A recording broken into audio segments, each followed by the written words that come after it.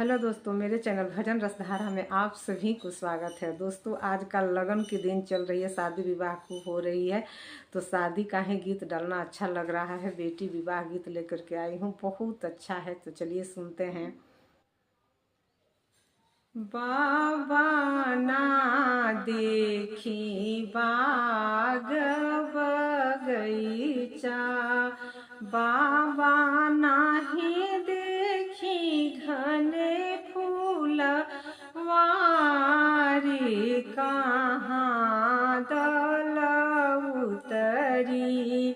बाबा नाही देखी घने फूल वारी, कहाँ दल उतरी।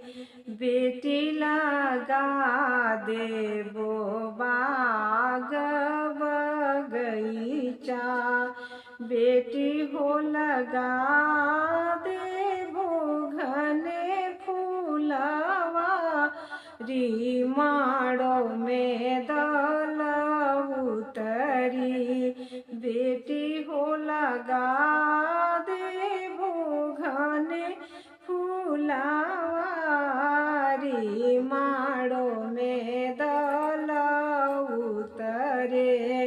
बेटी पहिरी ओढ़िया जब भैली, बेटी पहिरी ओढ़िया जब भैली।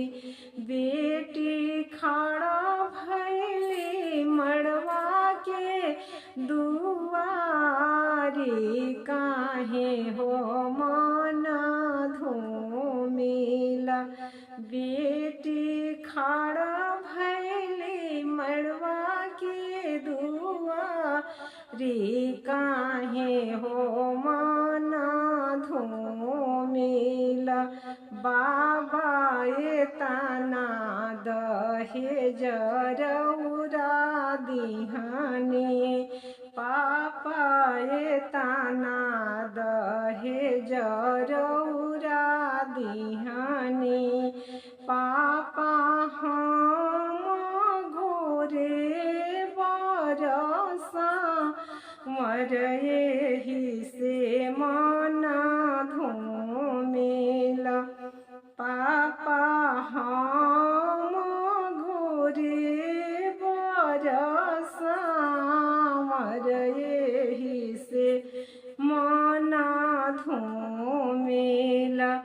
बेटी बरवा के मैया बड़ी फुहरी, बेटी बरवा के मैया बड़ी फुहरी। बेटी लगावेली तीसी के तेल, त घम में सुतवली।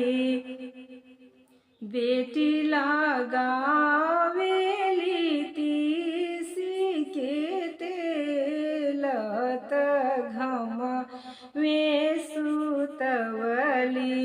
बेटी तहरो जे मैया बड़ी गिहिथिनी, बेटी तहरो जे मैया बड़ी गिहिथिनी। बेटी लगावेली नारियल के तेल, त छेहा में सुतवली। बेटी लगावेली नारियल के तेल, त छेहा में सुतवली। बेटी ही हो कारण बरसा मर, तू भैलू गोरी। बेटी यही हो कारण बरसा मर, तू भैलू गोरी, तू भैलू गोरी। नमस्कार दोस्तों, कैसा लगा बेटी विवाह गीत? अच्छा लगा हो तो कमेंट बॉक्स में एक बार अपना राय ज़रूर लिखिएगा दोस्तों। और मेरे चैनल को सब्सक्राइब नहीं किए हैं तो प्लीज़ एक बार ज़रूर कीजिएगा। फिर मिलते हैं कोई अच्छे से अच्छे गीत के साथ, तब तक के लिए नमस्कार।